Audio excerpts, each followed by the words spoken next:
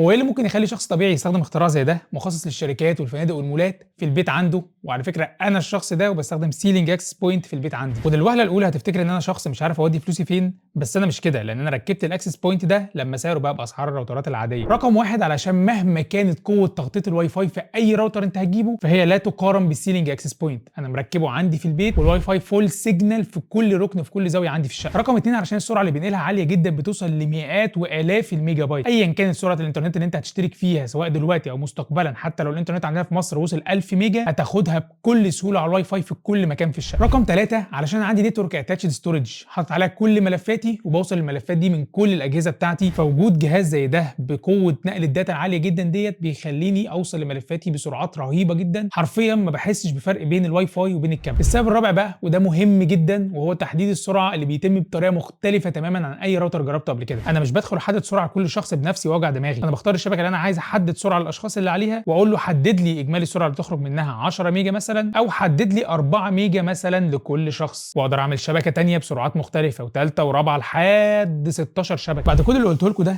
أنا إيه اللي يخلّيني أستخدم راوتر عادي؟ طب ما أنا أستخدم ceiling access point بما إن بقى في منه بنفس أسعار الراوترات العادية، وفي راوترات عادية أغلى منه كمان. طب ما أنا أجيب حاجة زي كده تديني مميزات قوية جدًا زي اللي قُلتها لكم وسرعات جبارة ويقعد معايا سنين السنين ما احتاجش إن أنا أغيّره ولا أشتري حاجة تانية.